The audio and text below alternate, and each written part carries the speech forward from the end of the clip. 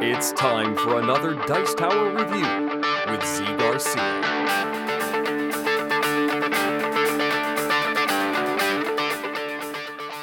Hey everybody, today I'm taking a look at Unearth, a game in which all the players represent different tribes, and you are going to be using those tribes to reclaim some ruins that used to make up your empire, your civilization, but now they have been lost to time. And so you are going to be using dice in the game to place and reclaim those ruins, possibly rebuild some structures from the past, that sort of thing, and trying to get the highest score possible. Let me give you a look at how this all comes together. I'll come on back after that, and I'll tell you if I think Unearth is a good one.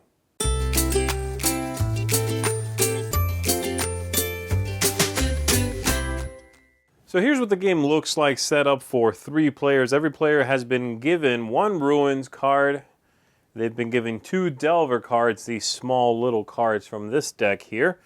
Set of dice, and then we've also set up on the table 5 of these Ruins cards, and we've got our Lesser Wonders, Greater Wonders, and the only thing I have not set up is we would put out some of these specific wonders, some of the ones that if you get the exact right combination, you can build, okay? And there would be a number of those face up on the table as well with the matching hexagon on them. So I'll just put these aside for now, and I'll show you a couple of them a little later, okay? What you're attempting to do in the game is get the most victory points, and you're going to do that from a couple of different things. Controlling these ruins and gathering them, that's going to give you victory points depending on the numbers you've collected.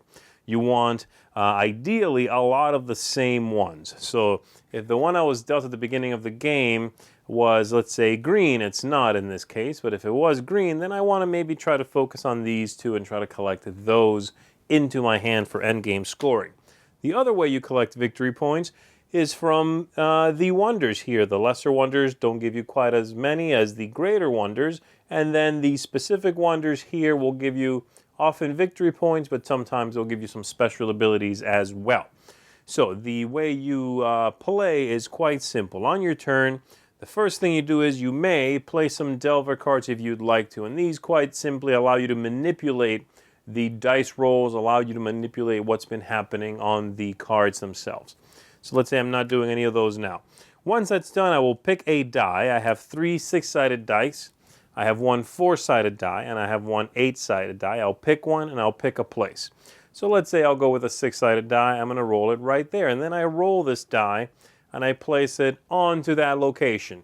If when I place a die, the total of all of the ones on there is equal to this number here on top of the card, then we have completed discovering that ruin, and the card is going to go to whoever has the single highest die on the card. If there's a tie, then the tie goes to whichever die is tied that is actually a bigger die, possibly bigger die. That is, if this is a 3, and this player has a 3 on there, but it's on their 8-sided die, that breaks the tie. If there's still a perfect tie, so say 3 and 3, like so, we check the next available dice and so on. So once that's been dealt with, we would flip over a new card and we would put out some new stones on there. As you can see, there's some stones on there. So that's how that works. You're trying to control these places with high numbers on your dice to gather them. However, if you roll a 1, a 2, or a 3, which I did just roll a 3, then you place the die on there, but you also get one of these stones sitting on there. You pick the one you want, and you are going to put that in front of yourself and start building with these. And that's going to, let's just say, I'll put it right here for now, okay? So put that there for now. Let's say later on, I go back there, this player rolls and places a 4, and this player rolls, and they place a 1, and they take this stone, for instance. They'll build that somewhere in front of themselves. And then I go again, I'll roll my 4-sided die, and I'm rolling the 4 because I'd like that other stone. Perfect, I rolled a 2. I'll take this one, and I'll build it next to the other one I've already built. And slowly, you are creating these rings with the stones like this, and eventually you'll complete one. Well, in the middle of it goes one of these special tiles, and depending on what colors are around that center, it lets me know, it depends what I get, lets me know what I can get. Any combination, doesn't matter what it is, gets me a lesser wonder, and these are just a few points, between 2 and 4 points. If I can get them all the same color, I can get a greater wonder for that, and these are more, between 6 and 8 points. And then the special ones give me a specific color combination that they request, something specific they like. So 3 red and then anything else, 3 yellow and anything else, 1 of each, the last 2 don't matter. This is any combination, and so on. That's the idea, all right? And again, once you complete them, so let's assume that I get nothing better than a lesser wonder in this case. I just take one of these lesser wonder chips and I flip it over so I can see what it is, but then I hide it and I put it right there in the center. And you can make multiples of these, including the same, starting from the same structure, mind you, okay? So I'm doing something, I could do something like that, and then attempting to complete another one right there, so I can put another one right in the middle, right between them, all right? So that's another way you can make points. Collecting these cards is one, making these structures out of the stones you collect from the ruins is the other way you make victory points. Once a card has been completed, someone's going to get the card. We take the stones that were left on it, if any, and they go back in the bag, this nice little bag with a bunch of different colored stones in there. And then the dice go back to the respective players. And we continue. We flip over a new one and so on. Near the end of the game, once most of the cards have been flipped over and they have been contested, then we are going to get to a card here at the bottom. It's a random card out of just a handful of them in the deck, and this is a finals card. In this case, the City of Gold is the final one in this case. And that one is going to have some sort of specific power. In this case, the City of Gold is very difficult to completely cover with 21 points. And whoever gets it is going to get 7 victory points out of that one. Some are good, some are bad, some are just simply different from the standard ruins. Once all of the ruins are completely gone and they've all been claimed by the players, then we go to final scoring. And again, taking a look at our handy-dandy cheat sheet here, if you have, let's say, 3 cards of the same color, that's 12 points. If you have a complete run of the different colors, that's +5. And then you also score points for lesser wonders, greater wonders, and these special cards over here. That's how you play. Let me just show you a couple of the powers on these so you have an idea of the kinds of things you're going to see. And then I'll tell you a couple of the things you'll find on those Delver cards and how you can get more of them as well. So let's, for example, take a look at this one. The Harmonious Column says that you may give any die you roll -1, and this wonder is worth 2 points at the end of the game. This one says the Tomb of the Last Age, that at the end of the game you score 1 victory point for each color of ruin that you have. So if you have this one, perhaps you do want to have a bunch of different colors of ruins instead of trying to get all of these same. Here we have the Palace of Relics. Very simple. It's just worth 6 victory points, and you need 3 stones of one color, 3 stones of another color. That's how you get that one, and so on. The Delver cards will let you manipulate dice. You have to play these before you roll, and they let you do things like choose a die, re-roll, choose a number, re-roll all the dice that show that number. This one says the next D6 you roll this turn gets +2. This one says give +2 to any die already on a ruin. Things like that. There's even one that says you may choose where to place your excavation roll after you roll. Normally you pick the place, then roll. With that card you roll, then pick the place.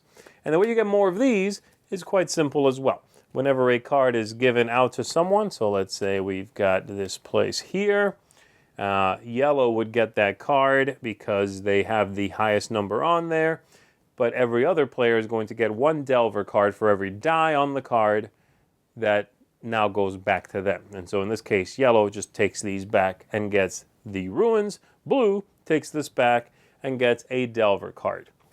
And that's pretty much everything you need to know to understand how the game flows and how the winner wins. So let's go back up top. Let me tell you what I thought about this one.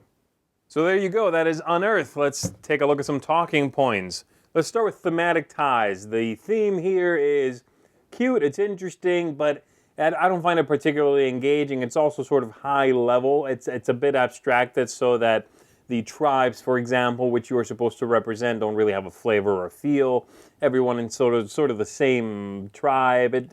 It's thin, you know, it's mostly window dressing for what's going on in the game. So it neither really detracts, I don't find it to be problematic, but it does not help teach the game, the theme, nor does it really wow me. I don't want to pull this game to the table because of the theme. The aesthetics, on the other hand, I do find to be very, very nice, and I could see this game easily hitting the table because of its look. It's a very attractive game. The isometric artwork all over the place is fantastic. I like the way the multiple parts of it sort of come together. You know, you can gather the stones from the ruins and build that up, or you can just go for the straight ruins themselves. And the whole look, the dice are nice and marbled. The whole look sort of comes together to give you a unified package. Happy about that. Replayability here, I think, is all right. The cards are going to be largely the same with a little variety. For example, the last card you put at the bottom of the deck will be one of 5 or 6 cards. So that's nice. The deck of Delver cards, the special action cards, there's not that many different ones. So you'll see them after 2 games. You've seen them all. You'll start seeing the same ones over and over. But it does speed up gameplay, the fact that you will be familiar with them. So that's not necessarily bad. The rolling of the dice is going to feel largely the same. And so while I don't find replayability here and the setup differences to be monumental, to be really something that is going to allow the game to be infinitely replayable, I think you're going to get a good amount of plays out of this one, you know. The game length feels pretty good. It's about 45 minutes or so, but I thought that worked out well. It's not quite a filler. It's a little bit higher than that. It sort of feels like a family weight game to me, but I find that it does not outstay its welcome. It was done when it needed to be done. It gave me enough chances to sort of do what I wanted, you know, and the only thing I find to be a little iffy is that oftentimes you're not going to collect enough stones to build up more than, say, 2 rings, you know, of those stones and put a special building in the middle. And I kind of wish that you could do a lot of that and simply ignore the ruins, but you're rolling dice, so you don't really know what you are going to get. So that's the only thing. I wish you could do more of that. You're going to get a couple of special buildings maybe, and that's it. Maybe just 1. So, yeah, but still, the length, that's a design thing really, but the game length does feel right. The ease of play, which is the fiddliness, if there's any weird design choices, things like that, I think the game is pretty straightforward as far as the fiddliness goes. You are going to be manipulating dice a lot, but they're well made. They're nice and chunky, not tiny, so you can do that very easily. The cards, the Delver cards especially, a couple of them could have been worded a little more clearly. That's my main issue probably with the overall design. But for the most part, the ease of play is on point. And again, as far as any weird sort of decisions that they put in the design, I think the only one is that it's not always very easy making an entire, you know, ring of stones. And if you really like that part of the game and you wanted to build a bunch of those, you're probably not going to. You might get, like I said, 2. I've yet to see anybody get 3. So. And then lastly, tactics and strategy, and of course luck. The game has a lot of luck. You are rolling dice, you are flipping cards, and then rolling dice. Any game that has cards and dice, you know you're in for some luck. But there are decisions to be made, and you can, even though the game's sort of going to push you one way or the other, and then you go, okay, fine, I'll do that. You can still try to go for the colors, make those sets of colors. Depending on if you get one of the special buildings, the building might say, hey, score more points for having a bunch of different colors. So you might ignore getting a lot of the same and instead pursue getting a lot of different ruins. You are going to be deciding where you go in case you roll low and get the stone, because you're trying to get a specific combination of colors there in the circles with the stones. And so, yeah, there's tactics. I don't know if there's a lot of strategy, like long-term strategy, but the tactical implications of the game I do find enjoyable, and I think it is a fun game. Sometimes you'll roll a die and slap it somewhere, knowing you'll lose, but just because you want to draw that Delver card, maybe even get a stone out of it, right? So I enjoy the different sort of avenues you can take to accomplish the same things. You're going to end up doing a little bit of it all, right? You cannot just get ruins and ignore the building of those stones. You cannot do the opposite either. You're going to do a little bit of both. but it does give you enough choices that you can figure out which one you want to do now, how you want to tackle the next thing, that sort of thing. So I enjoyed it. This is a good one. I would certainly recommend Unearth if you are looking for a game with a really striking look to it, with a simple play, and one that I think is going to play well with families and gamers. Then I think Unearth is going to be a winner for you. I'm going to give this one a seal of approval, and I am going to recommend that you look into it and possibly pick it up for yourself. That has been Unearth. Thanks so much for watching the Dice Tower videos. Find more great videos and reviews, as well as our top-rated audio podcast at Dicetower.com. You can also find other great shows at Dicetowernetwork.com. I'm Eric Summerer, and you've been watching The Dice Tower. The Dice Tower is sponsored by Cool Stuff Inc., where you can find great games for great prices. Cool stuff in stock. Check them out at CoolStuffInc.com.